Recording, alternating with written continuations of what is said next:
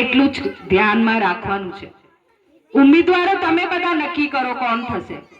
જે પાર્ટીને મજબૂત બનાવે, જે જનતા માટે કામ કરશે, જે જનતાને મજબૂત બનાવે, જનતાના પ્રશ્નો ઉઠાવશે, ટિકિટ અમે એમને જ આપીશું। અને આ પાર્ટી ફક્ત ટિકિટ આપીને ઘરે ઘરે નથી બેસાડવાની, એને કામ કરાવશે। જે પણ ઉમેદવારો હોય તો સમજવાની જરૂર છે। આમ આદમી પાર્ટીને એકવાર ટેકો આપો, એકવાર એમનું શાસન આપણે જોઈ લઈએ। એકવાર જરૂરત છે ને, એક મોકો તો આપણે આપવું જોઈએ કે નહીં? અને ઉમેદવારો આપણામાંથી જ હશે, એ તમે બધા નક્કી કરશો, જે તમારી અવાજ બનશે।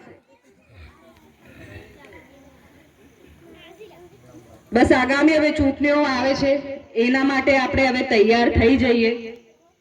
અને જેટલા પણ આપણે જળ જમીનના પ્રશ્નો છે, રોડ રસ્તાના પ્રશ્નો છે, શિક્ષણના પ્રશ્નો છે, નોકરીઓના પ્રશ્નો છે, એનું આપણે નિરાકરણ લાવવા જરૂરી છે। આપણે કઈ મોટા બંગલાઓ નથી માંગતા, આપણે રોટી, ખાલી રોટલો અમને બે ટાઈમ મળી જાય, અમારું અનાજ અમે કરીએ એનું મહેનતાનું અમને મળી જાય, થોડું શિક્ષણ મળી જાય, બસ એટલું જ માંગીએ છીએ ને। અમે કઈ કરોડોના બંગલા કે તાજમહેલ માંગીએ છીએ। હમણાં મનરેગાના કૌભાંડ ખબર છે ને, 2500 કરોડનું મનરેગાનું કૌભાંડ આપણા ચેતરભાઈએ કાઢ્યું। યુટ્યુબમાં જોયું કે નહીં, મીડિયામાં? કેટલું ખરાબ કૌભાંડ આ સરકારે કર્યું છે, પણ એમને કોઈને અફસોસ નથી। ભાજપ હોય કે કોંગ્રેસ સરકાર હોય, બે મળેલા, કોઈ અવાજ આજ સુધી ઉઠાઈ નહીં। ફક્ત આપણા એક જ આદિવાસી સમાજનો યુવા છે ચેતરભાઈ વસાવાએ આ પ્રશ્નો ઉઠાવ્યો અને એમના જોડે શું કર્યું?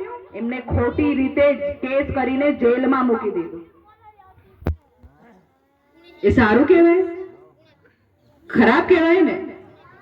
એટલે આ સરકાર એવું કહેવા માંગે છે કે તમે અમારા કૌભાંડો કાઢશો તો અમે તમારા જ નેતાઓને, તમારા જ આદિવાસી સમાજના નેતાને જેલમાં મૂકી દઈશું। એમને થોડી પણ શરમ નથી આવતી કે બિચારો મજૂર સવાર સાંજ 500 રૂપિયાનું કામ કરે મનરેગામાં, એનો રોટલો જાગે, એનો ચૂલો કરે લાકડાનો, એને ખાઈ જાય છે। અને 2500 કરોડ એટલે વિદેશોમાં એ લોકો મિલકતો બનાવે છે।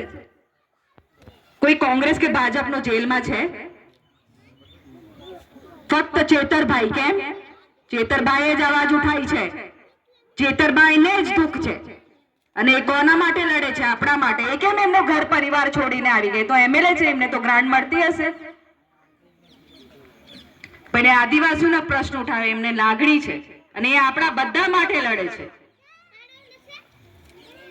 તો ખોટી ખોટી કેસો કરીને એમના પાસે કોઈ મુદ્દા જ નથી, એ લોકો જનતા વચ્ચે જઈ નથી શકતા।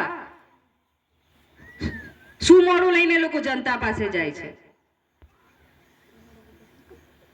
જે જાય છે એને દબાવવામાં આવે છે।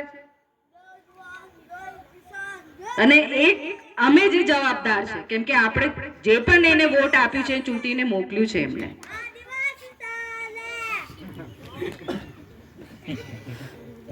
બરાબર બોલ્યો છે, આદિવાસી જ ચાલે।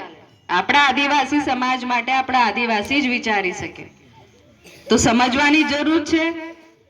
ચેતરભાઈ પેરોલ પર બહાર આવ્યા છે, હવે આગળ જોઈશું શું થાય।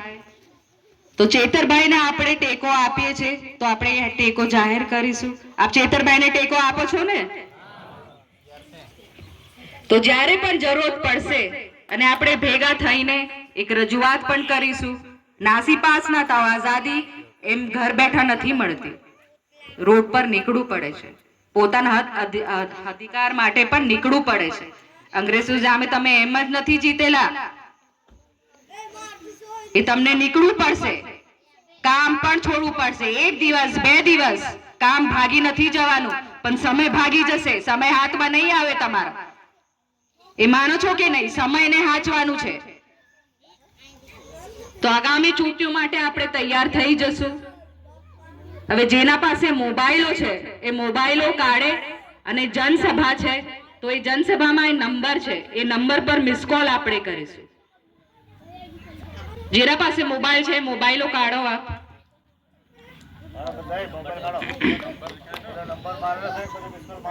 9512040404। અને એના પર મિસ કોલ કરો. હું ફરતી કહીશ 9 5 1 2 0 4 0 4 0 4. આમાં મિસ કોલ કરો. એક લિંક આવશે, એમાં ગોપાલ ઇટાલિયા સાહેબ પણ આપણને વાત કરે છે, સંબોધિત કરે છે. ખબર પડે તો